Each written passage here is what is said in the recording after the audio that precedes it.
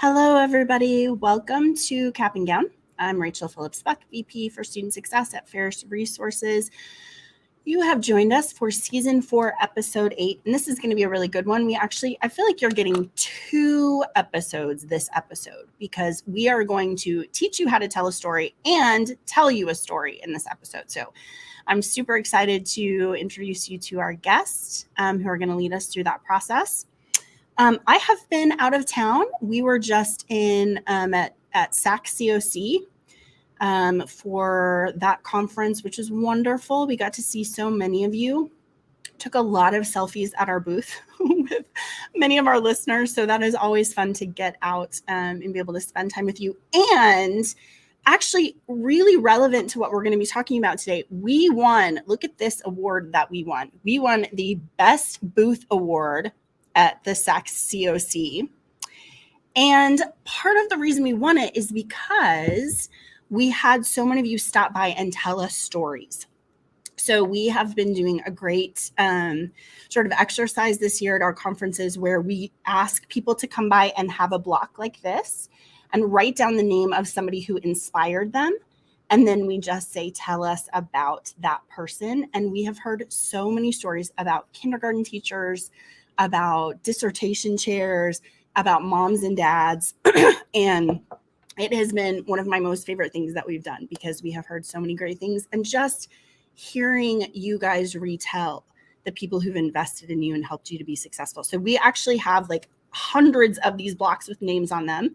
And we are building a wall in our office so that we can walk past that kind of inspiration wall of all of the people who have inspired you. And it's really fun because sometimes people come by the booth and they're like, oh, I know that person, or, oh, that's me who wrote my name down. So we have really loved that. Love getting to spend time with you guys so much. One more thing that I want to say before we dive into State of the Union is Matt and I are very sad this week because one of our dear friends and somebody who really invested in Ferris in the early days when we were nothing, when we had like 2 clients, passed away this week. Her name was Andrea Nevels. She was at North Park, and she picked us for no good reason back in the day to be able to support her. And so we are really grieved at her passing, but also just have been talking about what a great light she has been for so many people in higher education. And I know many of you know her and are sad as well. So I just wanted to say her name to honor her. All right. Before we jump into our storytelling content, it is time for State of the Union.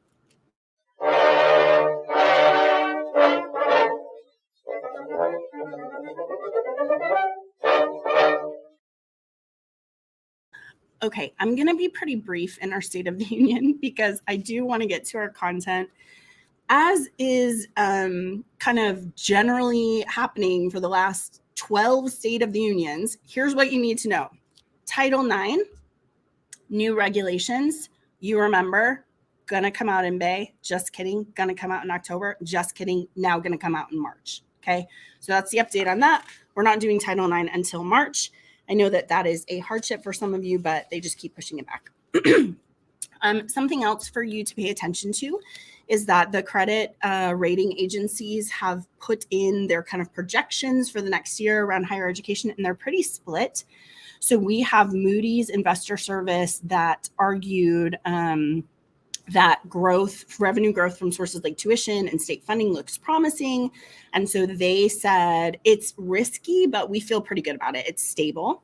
And then we have the S&P Global Ratings said that specifically for highly selective institutions, they're going to continue to enjoy student demand and healthy balance sheets, but that for some of our less selective counterparts, they're going to face enrollment declines and credit pressures. So kind of a split perception there between those 2 rating agencies.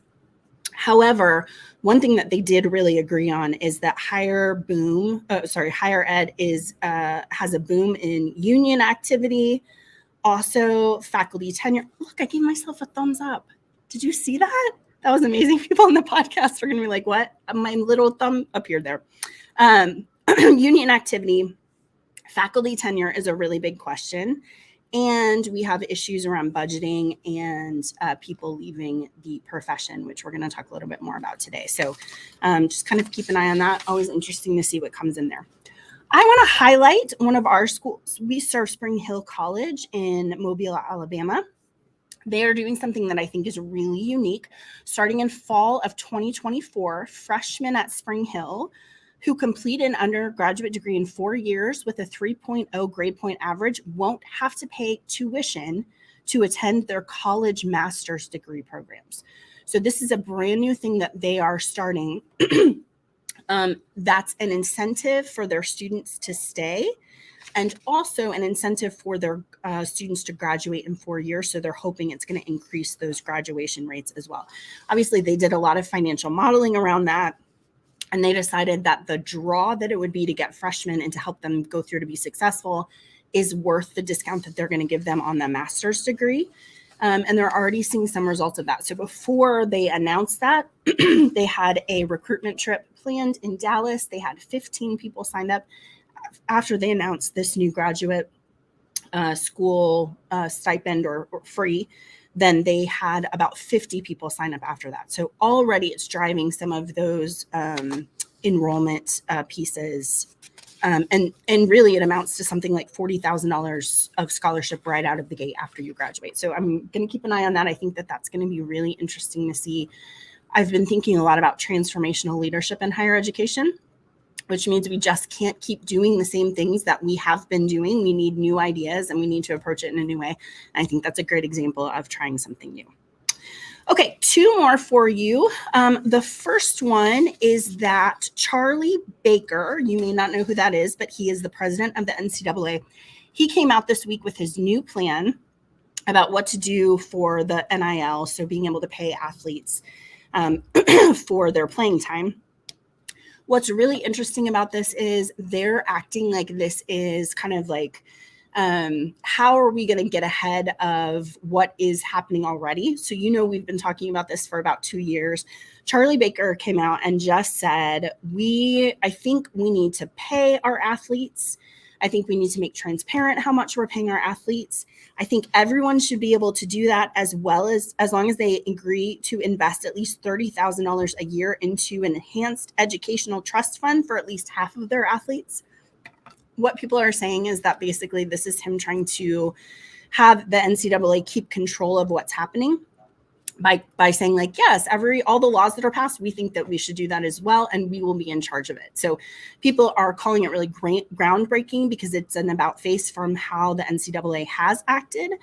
But one thing that they're trying to mitigate, and that is that about 40 to 60 of the most powerful football playing members have a lot of money, and they have been talking about sort of seceding from the NCAA and starting their own subdivision where they would be in control of how they spend their money and how they pay their athletes. And so everyone's like, the NCAA is trying to kind of keep them under the fold and keep their money by making this about face on what they've done. So for most of our institutions, it's not going to be a big deal. But for some of our schools who are Division I, but are not in that 40 to 60 group of schools that have a lot of crazy town money, it may make a difference in how you get players, because these schools will have a lot more resources and be able to spend a lot more money on their students. Okay, and the last State of the Union is about how we are seeing a lot of schools outsourcing their financial aid. So as we're going to talk about, there's a lot going on in higher education with employees. Financial aid employees are really at risk. A lot of them are resigning because of their hours, because of all the things that are changing. They're feeling overworked. They're feeling underpaid. More than half of financial aid staffers work additional hours on a weekly basis, and more than half said they were likely to look for another job in the next 12 months. Roughly half of them believed they weren't paid fairly. And then about 47% said there are very few opportunities for advancement in their job. And so a lot of schools, because they're having such difficulty, are talking about outsourcing.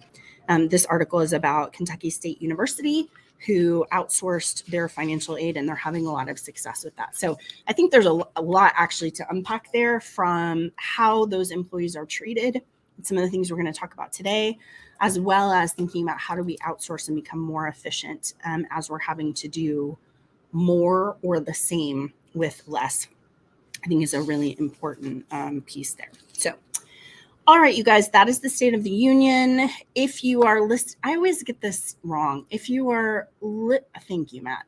If you are listening to us on LinkedIn, follow us. If you are listening to us on YouTube, you can subscribe to us. And if you are listening to us as a podcast, please give us a rating. Hopefully a 5, but we would like you just to rate us so that we continue to grow our listenership and spread the State of the Union to all of our colleagues in higher education. That's the State of the Union. All right, I'm super excited because we are going to, like I said, we're going to do 2 parts today. We're going to talk about how you tell a story, and we're going to actually tell you a story about higher education. So I'd like to introduce my guest today. We have Dr. Jason Wallace, who is the Assistant Professor in Higher Education Leadership at Mississippi State University. Jason, good to see you. Hey, good to see you, Rachel. You guys might recognize Jason. He's joined me and Sherry before as we've talked about kind of what's happening in higher education. So thrilled that he agreed to come on with us again. And then my good friend Sherry, Dr. Sherry Woosley, who is just, I know you have an official title, but I just call you like smart lady.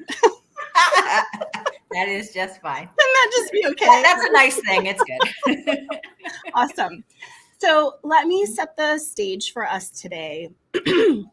I am thinking about how we tell our story with data. And you guys are going to unpack this for us. Like I said, you're going to teach us how to do it. You're going to talk to us about how it's important.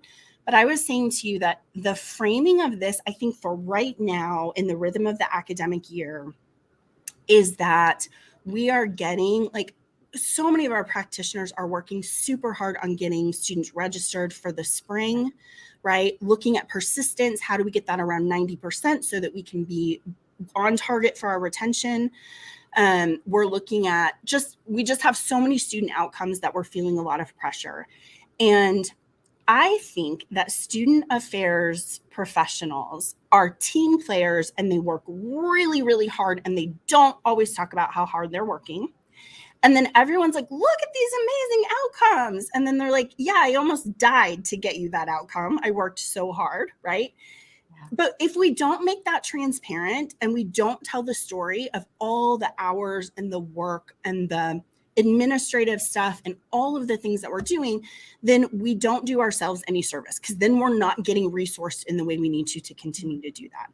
So for our listeners, I want you guys to be thinking about, how do you tell your story of success, not in a bullet pointed data, like, and we did this, this, and this, but actually, how do we make this sticky so that people will remember and really think about what the story piece is? So okay, so let me give you the framework really quickly. We're going to talk about what is a story. Sherry, you're going to talk about the elements of a story.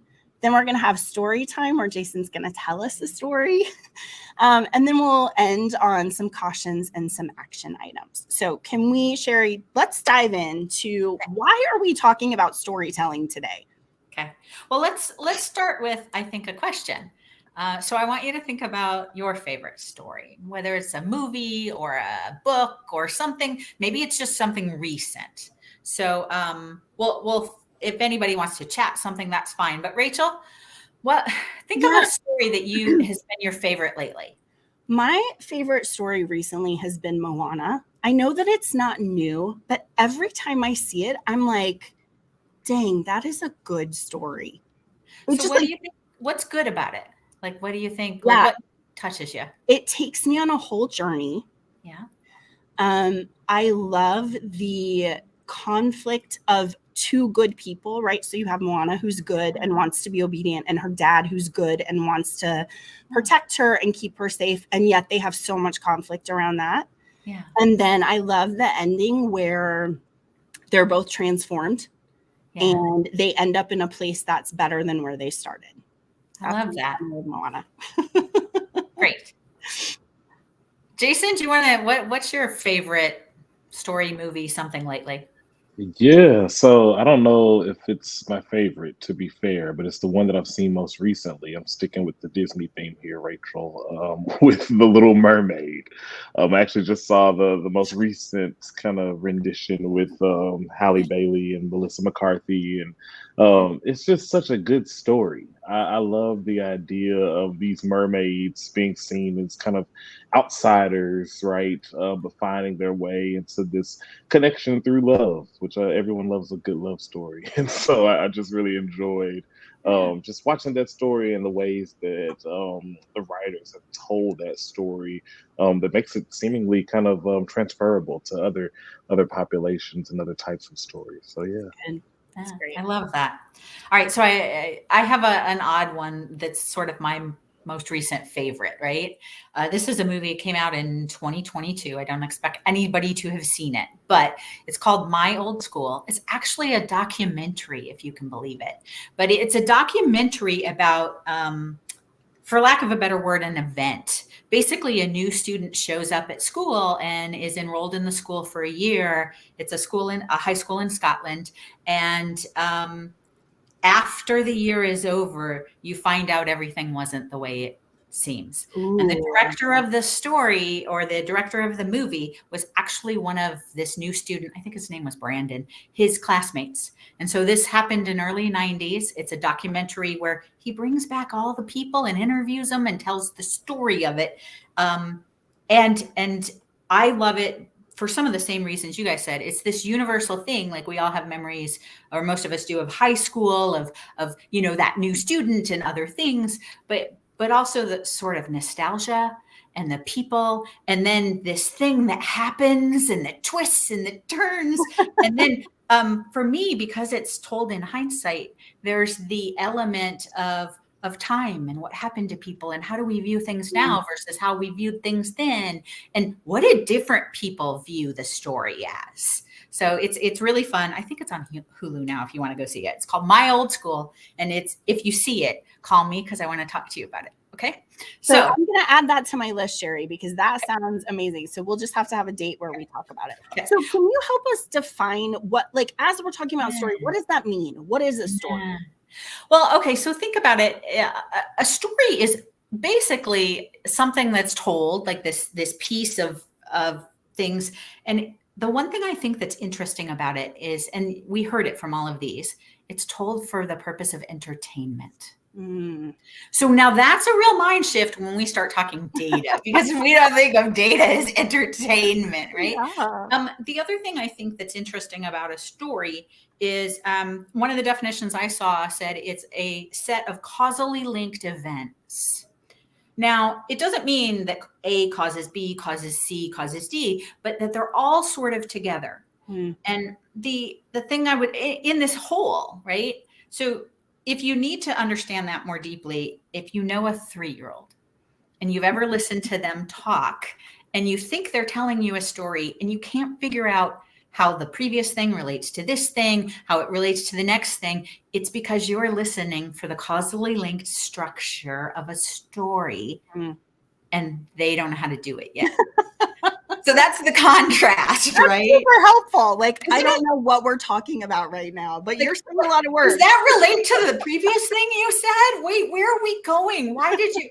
And if you see it in a movie, I think we've all seen where you see something and you're like, what does that have to do with anything? You know it's going to show up later. Right. Because it's linked in that structure, in that whole thing. So those are the kinds of things we think of when we think of stories. The big structure, it's entertainment, things are linked, there's a natural kind of flow. So when we're thinking about storytelling, and maybe in juxtaposition with data, this idea of storytelling where it's, I mean, what you're saying, it's entertainment. Yes. Right? Yes. The other thing I would say is, and this, I think you heard it in our conversation, it engages the audience with the story and the storyteller. So even as audience members, I mean, I told you to call me because we have seen the same story. We would be engaged with each other, having seen the same story. Right. So there's an engagement piece there that's not the same as data sharing. So if you think of storytelling as this sort of, there's a storyteller, they're engaging the whole audience in the whole story, contrast that with data sharing, which is often research or statistical language, even qualitative research language. It's framed in that scientific language. And often data sharing is little bits and pieces, not a structure, not Which a is, whole, not you a. know, this Oh. is always my problem when I have data presented to me. And I'm like, I feel like it's going to take me so much work to try to understand how all these little pieces mean a thing, right? Because you really are, I'm always talking about brain calories. I like to preserve my brain calories. And it takes a lot of brain calories to look at data points and try to understand what are you telling me? How are these things really connected to each other? And what is the thing that I'm supposed to be trying to understand, right? Yeah. So the power of stories that comes out of that seems like a thing that we should camp out on for a little bit, just to try to understand how does that help us better understand what is being presented to us. Yeah.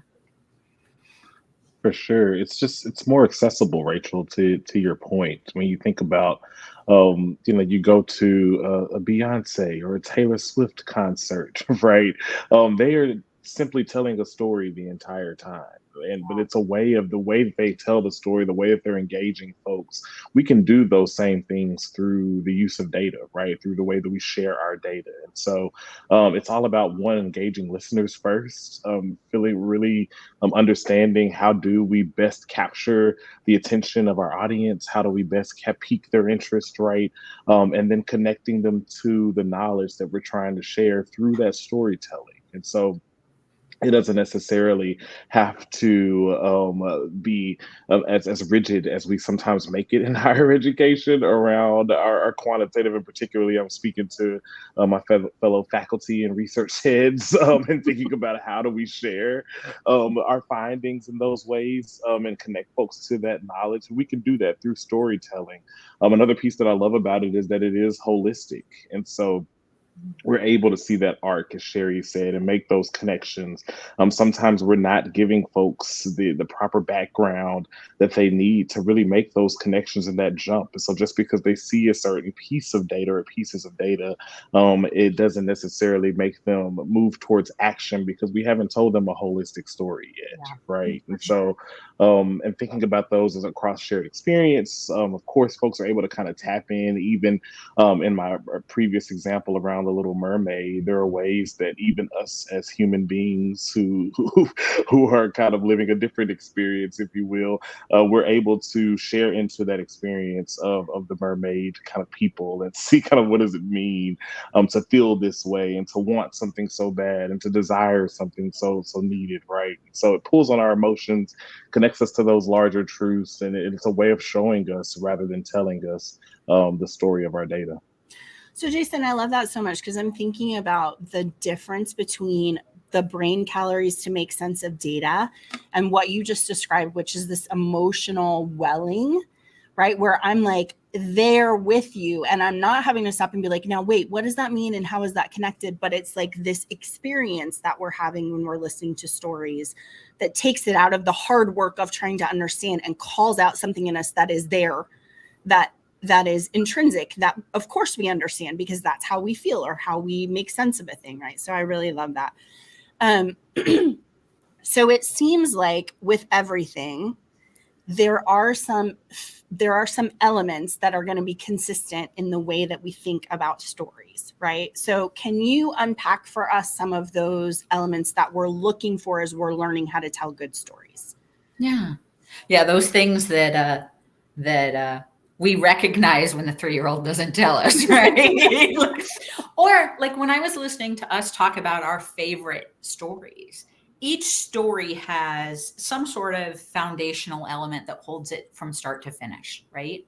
So one of the ones we often hear about when we talk about favorite stories is Princess Bride. There's a quest in Princess Bride, start to finish, that holds that story with all its twists and turns together, right? That can be one. Sometimes there's a hook, and they call it an inciting incident. That kind of holds it together. If you think of mystery, there's a murder, and that holds the rest of the story together. Or the one that we all mentioned was dramatic questions.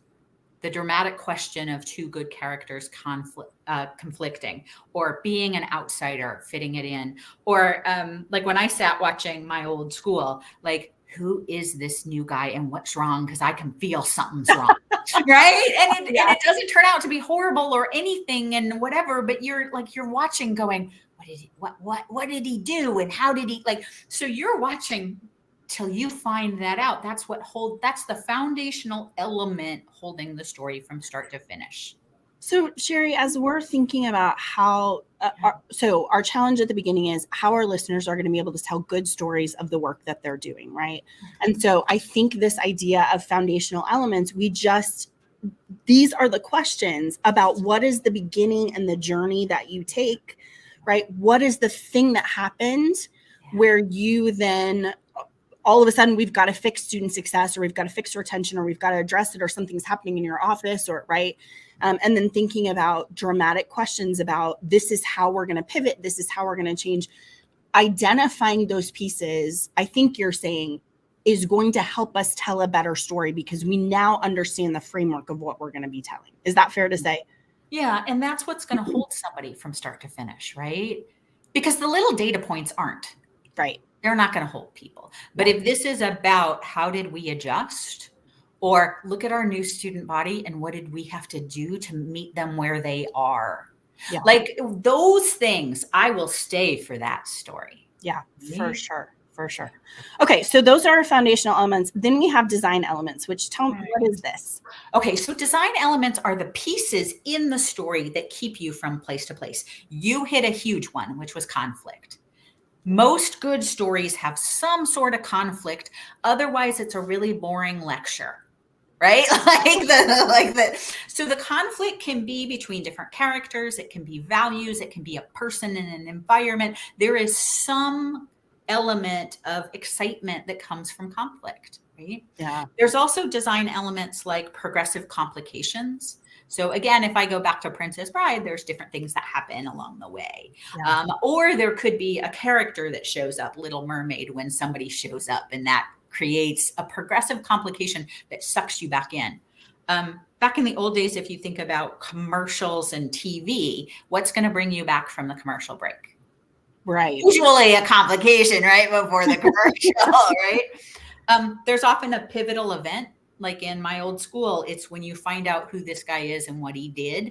That sucks you in for another 30 or 40 minutes when they start showing, that how the story broke and what the newscasts did with it and everything else. That sucks you back in. Sometimes there's a twist in a story that can also suck you back in.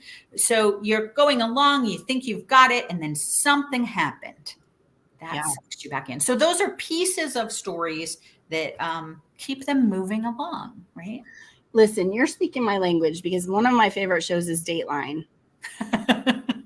And Keith Morrison, who is a master storyteller, if you guys have not heard him tell a story, it doesn't even matter what the story is. It literally doesn't matter. Yeah. But he does this design element where he doesn't even have to resolve it for you. Ultimately, he just says something like, but she didn't know what would come next, right? And you're like, oh my gosh, what comes next? And it's like, she came home. It was fine. It wasn't a big deal. But that design element of this cliffhanger where you're like, oh, I am really invested in this. I need to know what happens next because it sounds real serious, right? Yeah. So I love that, thinking about how do you weave those in to keep people engaged in what you're doing. Okay. Well, and think about in data presentations, how often we don't do that. How often it's another slide of the same thing, another slide of the same thing, another slide of the same thing. And then people are tuned out. Yeah. So it shouldn't be hard work to listen to what you're presenting. You know what I mean? Like, it shouldn't be that people are like, hey, focus really hard and try really hard to understand what they're saying. It should be that you're presenting in such a way that they're like, yes, I want to stick with this and I want to understand what you're saying. Okay, so we have foundational throughout the story. We have design elements. How do we keep them engaged? And then we have plot elements too. Yeah. What is this? So plot is the functions of the story, right? So the plot elements are things like you have a buildup. They taught this to my kids in elementary school, that the story builds up to a pivotal event, right? Yeah. So how often do we think about that? The other thing I would say is two other plot elements are a setup and a payoff. You provide some sort of data where everybody goes, oh, I think I know what's coming. And then they like lean in to see if it's coming and they wait for the payoff. Yeah, that's awesome. Yeah. Okay. And then we have leads. Yep. So we have a couple other kind of elements to a story or tools that you can use for a story. One is leads. How do you start your story? How do you suck people in from the very beginning? If you think of a book, what's on the first few pages? So it can be about a question that you're going to answer, you're going to pose. It can be an action, some big thing happens that sucks you in. It can be talking. So this could be a quote. It could be something that's overheard. It could be a snapshot or a picture. Whether it's a description or a real picture. The one that I saw on my daughter's class when she was in elementary school that I just thought was hilarious was a sound effect. You could also lead with a sound effect. Now, that makes sense in a movie. I'm not sure it makes sense on the PowerPoint. But any of those could draw you in and start the story off. Right? Yeah. And then that's sort of the like book or what are bookends, right? We've got the leads, we've got all these other things that we've talked about. And then we have this, how do you finish? How do you finish? And this one was fascinating to me when I really started thinking about it, because I come out of sort of an institutional research assessment framework, and we were taught to always end with what's called an open ending. Meaning this is the data, this is what you have, and it's up to you to decide if this is good or bad. And in some respects, that makes some sense to do an open ending, because if I came into a department and said, okay, well, what this means is it's bad and you should do these 10 things, that would be pretty presumptuous. I don't know the budget, I don't know the whatever. But I think we do need to be very deliberate about our endings. Do we end on an up? Maybe that's a marketing one where you end on an up, or a fabulous story and you want to end on a celebration.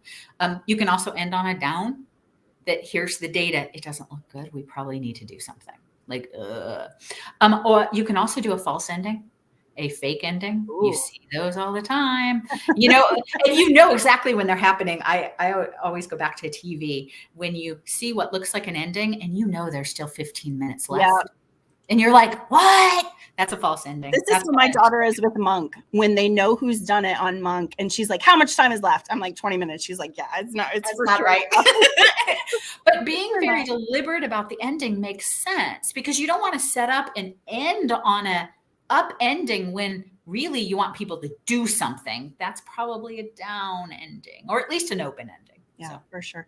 So one thing that I think is interesting about that, and I think we have talked about this before, which is the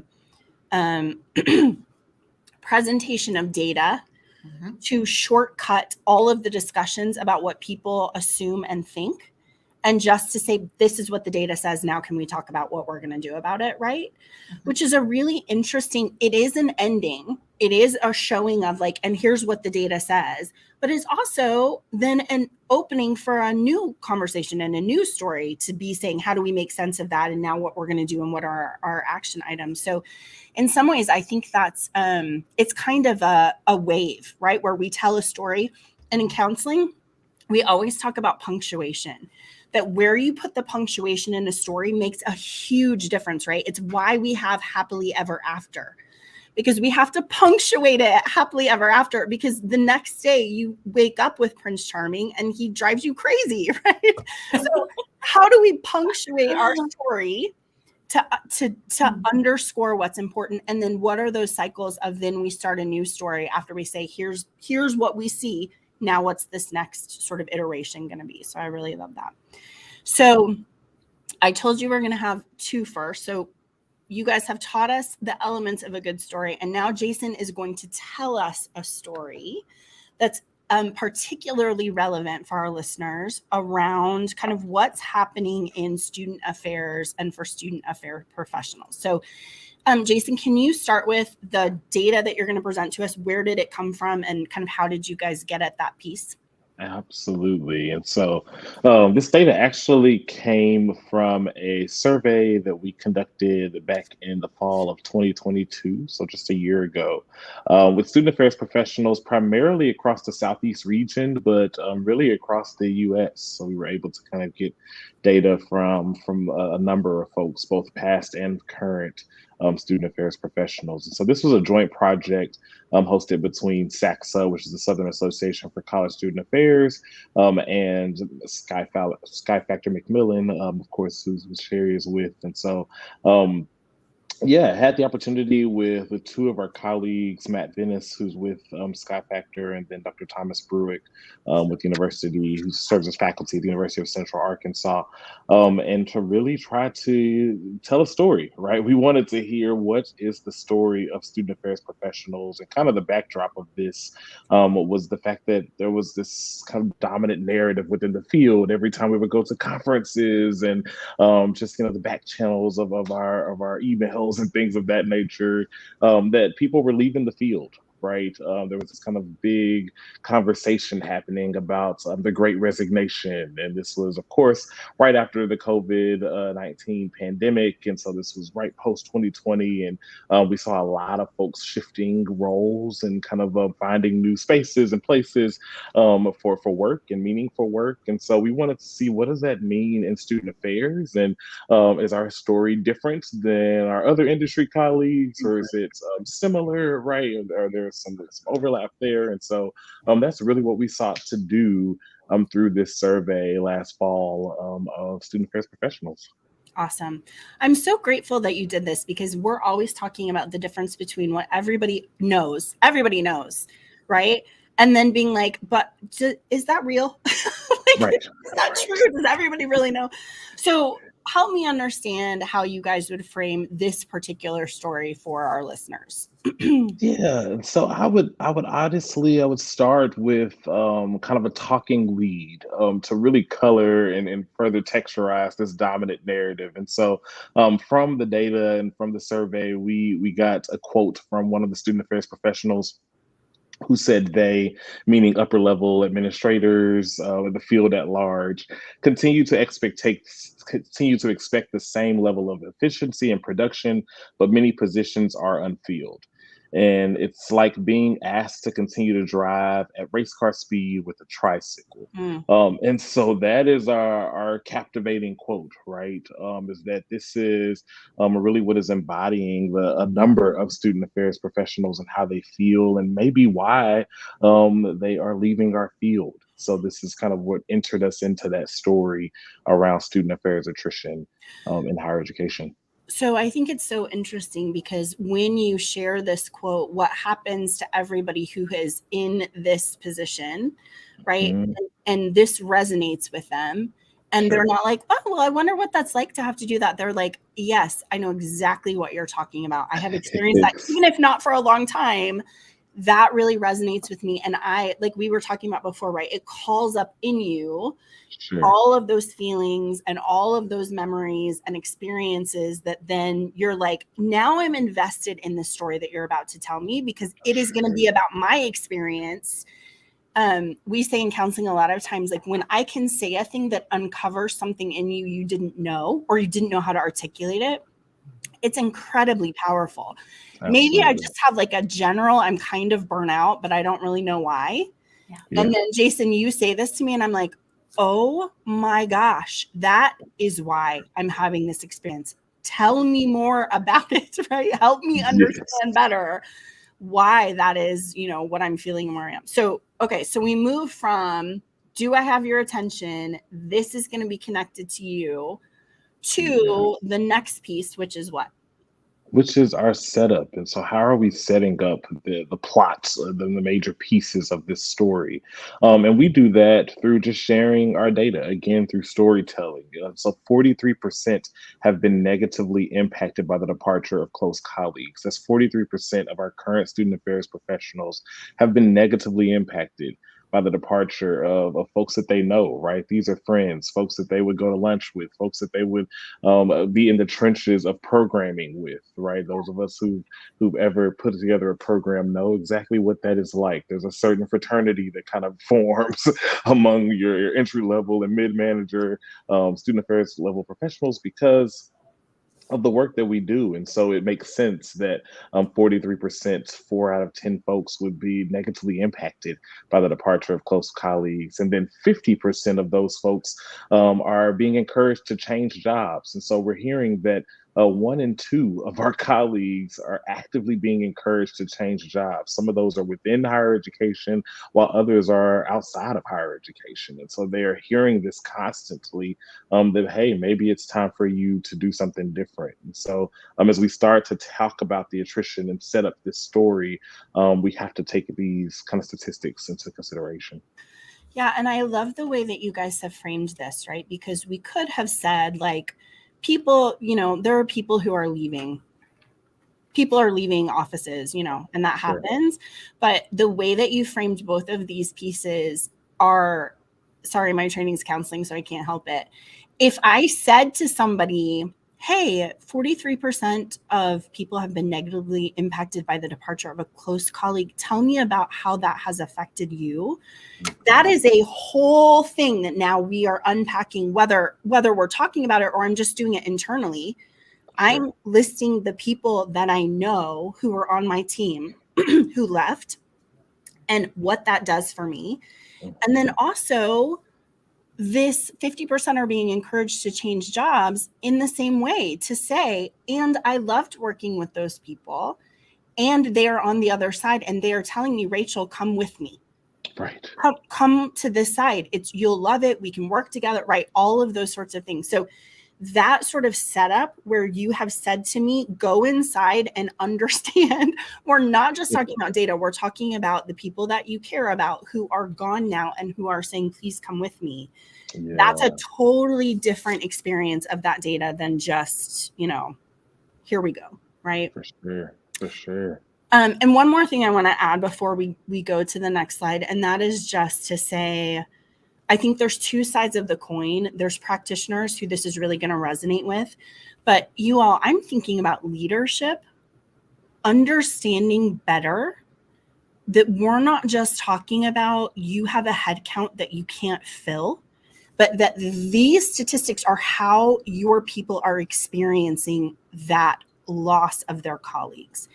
And so going to an office and saying, like, hey, I'm sorry, we still have some positions we need to fill, I'm working on it, is totally tone deaf, and you've missed the opportunity to say, and there's some mourning in that for you. I'm really sorry. Those were good colleagues, and you're distressed about them leaving, right? Yeah. And calling to you from the other side. Yes. Yeah, it really paints the picture for us, right? To be able to understand the grieving process that's happening for our colleagues that are still in the field, right? And then what they're experiencing, the calls that they are getting, to your point, Rachel, outside of the field, and what that temptation and feeling could mean and look like for them. It's difficult, and particularly this is within the context of a larger kind of global pandemic and reckoning of who we are as people and as workers and as a nation, right? And so trying to figure out all of those things within that context is going to be tricky for our leaders. So I would like for us to apply this to the story of our practitioners telling them about the work that they're doing for students and saying, you all, the difference between saying we lost, so our retention's 50%. So, we lose 50% of our students. The difference between that and saying we are losing first generation students who are graduating with, or not graduating, but have debt. And here's what that means for them, right? We made a promise to our students that they could be successful here, and only half of them are. That kind of calling out of not just data, but saying these are the students who have an opportunity for their family tree to be changed, and we promised they could be successful, and we didn't do a good job of supporting them. For practitioners, that takes me on a whole journey, right? Yeah. That's not just, oh, we're losing students. And it's one of the reasons I like to talk about student success instead of retention. Because when we talk about student success, I can name the students that were successful. And when we talk about retention, it's just a number. 78% of our students retain. Yeah. That's totally different than Kendra graduated because we were able to support her through to success, right? So I think that application of calling out that emotion is so important. Okay, so your next element, I'm hooked. You're talking to me. It's resonating with me. So what is the next element of this story? So yeah, the next element that we talk about is the payoff and the hook, right? So what does all this mean? What have we been kind of working towards in this setup? And the story at the end of the day is that 37% of student affairs professionals are actively job searching. And so when we think about that, that is, a little over a third of our colleagues who are actively job searching. And out of that, about half are only searching for jobs outside of higher education.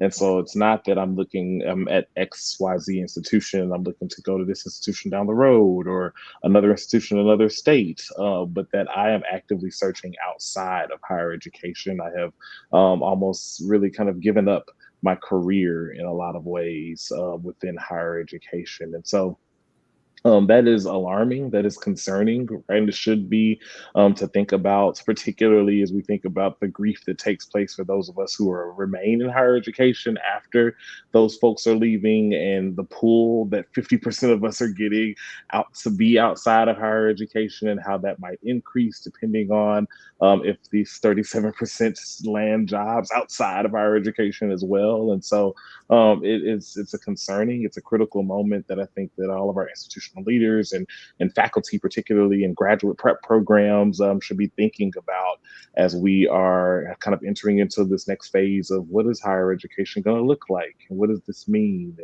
and we often talk about, to Rachel's point, student success, but what does that look like for faculty and staff, and what is the success of our faculty and staff, and how is the departure of so many folks really impacting all of our lives in various ways.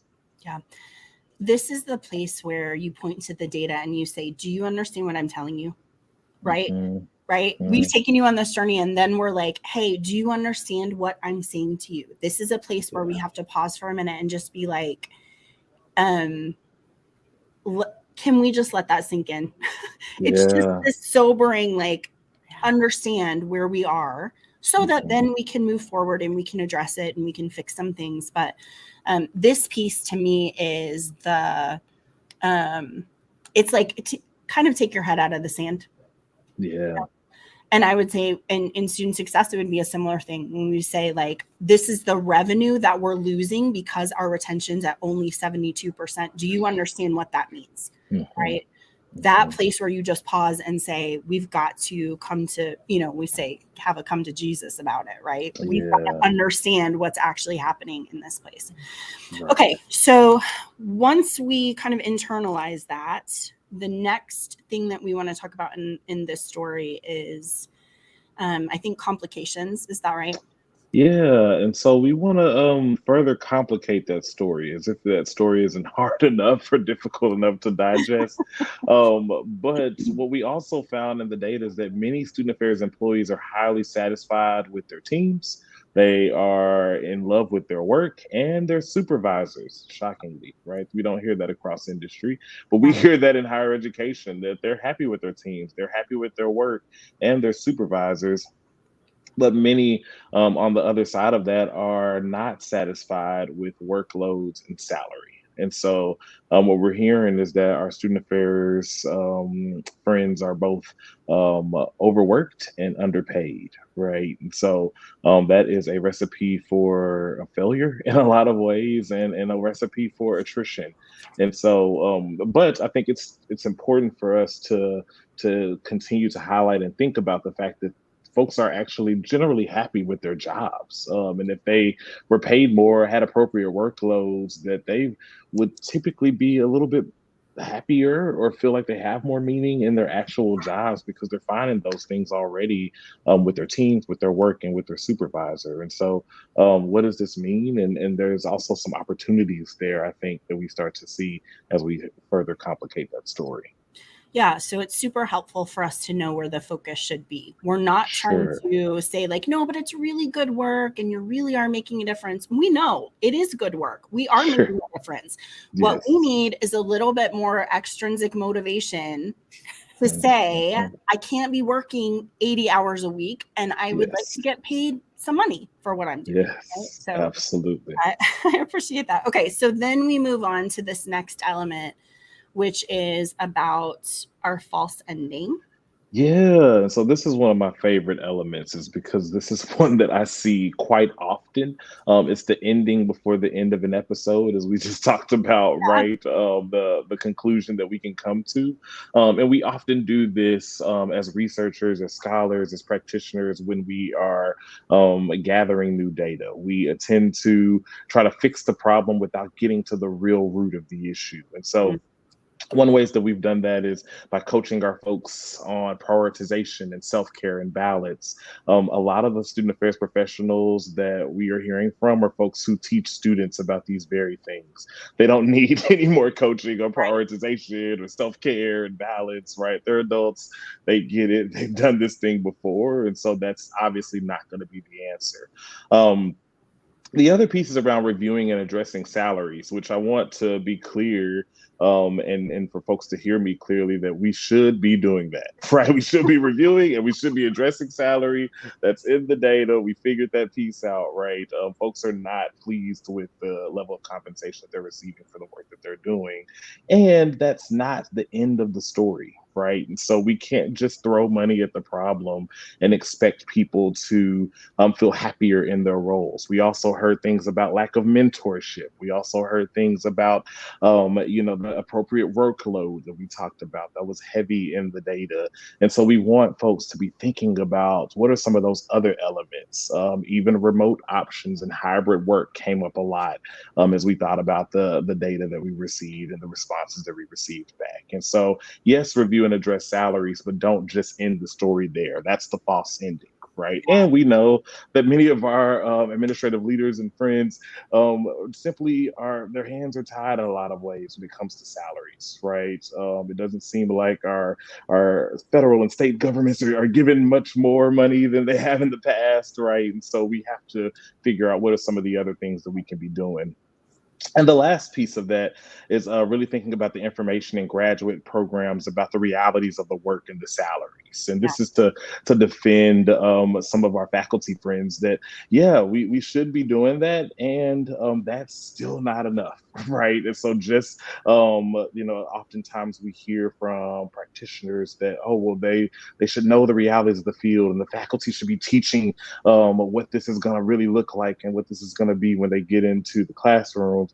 And unfortunately, that is happening, and it's not enough, right? It's happening. They know, they're well aware. They still decide to enter into our field, likely because we have meaningful work, likely because they've had great experiences in higher education, and yet that does not sustain them to keep them beyond the 5 to 7 years that we are hoping that we can keep our student affairs practitioners. And so, yeah, that's the story. That is what complicates the story, and those are some of the false endings that we've heard and continue to hear as we are hoping to fix the issue of attrition in higher ed. So, Jason, as you're saying that, what it makes me think of is when I do our review for State of the Union before Cap and Gown, I have all these articles that I'm reading. And sometimes there's like, hey, we need 5 ways that we're going to address the Great Resignation from, student affairs. And I'm like, oh, good, 5 ways. And then I read the article and it's like, pay people more money, tell them the work is meaningful, tell them about the reality. And I'm like, that's not real.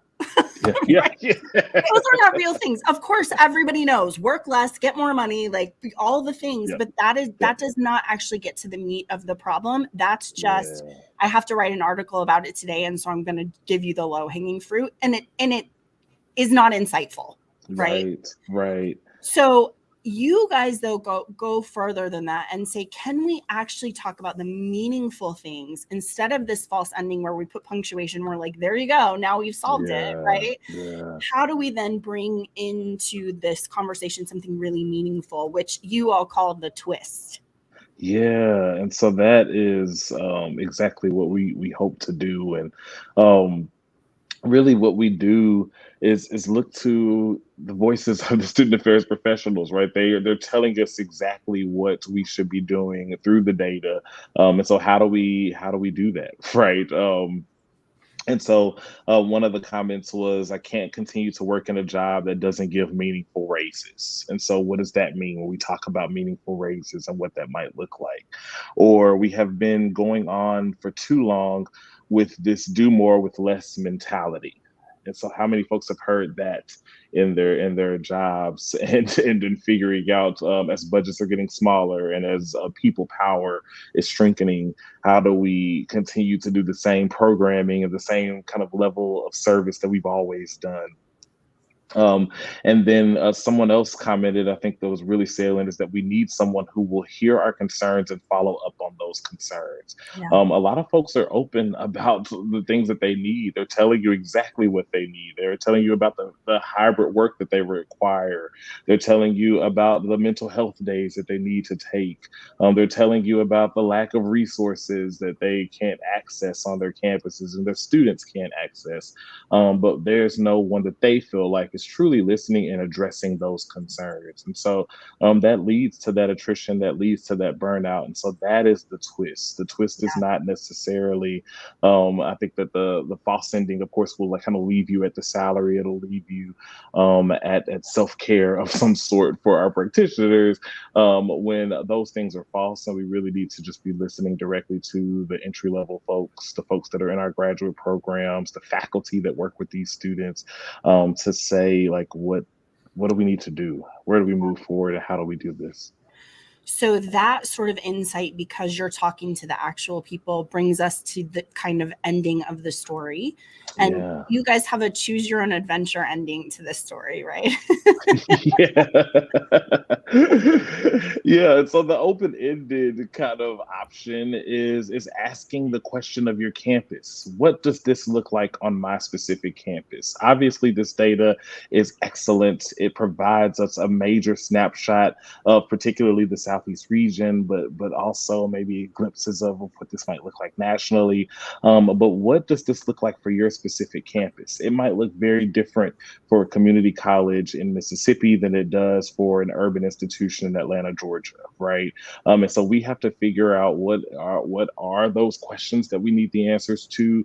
What are some of the things that hold true for your specific campus population that might not hold true in other spaces, right? And so figuring that out, but also another ending is really going to a call to action and recognizing that this isn't an individual issue and how do we get together and get moving on solutions. And so I think the kind of the big takeaway that at least we found from this story of data is that we have been blaming individuals for far too long, right? We can That person couldn't survive or hack it out in student affairs, or this person just had a family issue that they needed to deal with, and so that's why they left, or that was that person's financial problems, right? And this is not an individual issue at all; it's a systemic issue. Right, we are seeing this across institutions, we're seeing this across states, we're seeing this across functional areas, levels of experience. One of our biggest findings is around mid-managers and their lack of mentorship, and how they figure out kind of what's next for them, knowing that there are only so many AVPs, but there are often tons of directors on campus, right? So where do they go from that? Particularly for those who might be regionally bound and didn't want to move, or location bound. And so we have to start asking those questions, and we have to start looking at the systems that are upholding some of these kind of experiences and norms, as opposed to blaming individual student affairs professionals or even individual leaders of higher education. What I In think that. is so interesting about that is we have made the shift with our students, right? Where it used to be that our leading indicators of risk for our students were like, that's why they can't be successful here because it's their problem. Because they have all of these indicators that they're just not going to be successful. And thank goodness we have moved away from that to say, no, we create scaffolding and pathways for you to be able to be successful here. Sure. But that application then to student affairs professionals, where we say it is not that you have leading indicators that you can't like hack it in this profession, but actually this system has to figure out how to support you to be successful, and not just point the finger at our individual people. So I think that application is super helpful. Okay, Sherry, I have done you a great disservice because I'm going to ask you to tell us the cautions of using this storied approach, because it's research and we want to be like firm in our research, but I'm only giving you like 2 minutes to do it. I can do it. Well, I think there's 3 things that come up when people go, I don't think I can use storytelling. And one is it's research. And research has a plan. I'm supposed to do the methods. I'm supposed to do this. I'm supposed to do that. I'm going to tell you the 3, and then I'm going to tell you why they're actually not as big of a hurdle as you think. One of them is a fear that I'll look like I'm cherry picking. I don't want to look like I'm the marketing department. I want to look like I'm a researcher, that my data is real and I didn't just pick the pieces. And the third one, and they all fit together, honestly. The third one is, what about credibility? If I get up there and do a story, I might not look as credible as if I did a research presentation. Right. And the dilemma to me with all 3 of those, or the way that I've come to terms with all 3 of those, is you still have to do your research. You just because you're going to present it in a story doesn't mean you can't do your research well. You can't cherry pick. You actually have to tell the story that's in your data. And your credibility doesn't actually come from making it hard for everybody. Right? Like it doesn't. Right. In fact, if you've done your research and you know your data, your credibility is actually greater when you tell a story, engage the audience, and some of the people ask you questions and you're prepped to answer them. Yeah. Then they go, whoa, she knows her stuff. And I didn't have to do the methods, the this, the that, to make me sound smart, because frankly, I am smart about this. I know my stuff. Which I love, Sherry, because what you just said was like, hey, you can't be loosey-goosey. Telling stories doesn't mean like we just say some stuff about stuff. Like you have to be in it and know it so that you can give this story. And so both be competent. Yes. Do your research, do what you need to do. If people want to dig into it, we're happy to kind of uncover that for you, but also making that approachable so people can absorb it, I think is really powerful and hard to do. I think that's why people don't do it, because it's actually harder to do than just doing your bullet points. So you guys, we wanted to end on action items. You have given me those, so I'm going to lay them out for our listeners. First of all, Sherry, you were talking about the hard thing to do is to give people actionable data that is not drinking from a fire hose, but it is saying these are the relevant things that we can address, which I think is really powerful. Yeah. And when our listeners are thinking about how to tell their story, it is not all the data about everything. It is actionable and figuring out what is that takeaway that is going to make a difference for people, right? Mm-hmm. And then Jason, you were saying, I love this. It is a valid approach to data. There is no shame in making it digestible. It is hard to do, but it is valid. And it's a great way to have that resonate with people. And as we've talked about, call out all those feelings and experiences and get down to the heart of what's going on with our data. Sure. And then the last one is figure out if you are a data person or a story person and find a partner, right? You need some partner work where you say, here, I can give you all of the data, but I don't know how to make that into a story that has an arc that has all of these elements. And I would just say for our listeners, it is such an important partnership. I am very good at looking at data and telling a compelling story. I'm very good at that. I need Matt to tell me what the data is, right? He's the one who's like, here's all of the stuff. Okay, now I'm going to tell you a great story. So I think partnerships in that are super important. And I cannot say enough, you have to make transparent the work you guys are doing. All of the things that we've talked about, Jason, in the story that you told us, is about people not understanding the experience of practitioners. And we have to use data and stories to make that clear so that we can really address the system that's keeping our professionals stuck and feeling overwhelmed. So You guys, thank you so much. It is always such a joy. I feel like we got a lot of really good content in both sides, how to tell our story and then understanding what's happening with our student affairs professionals.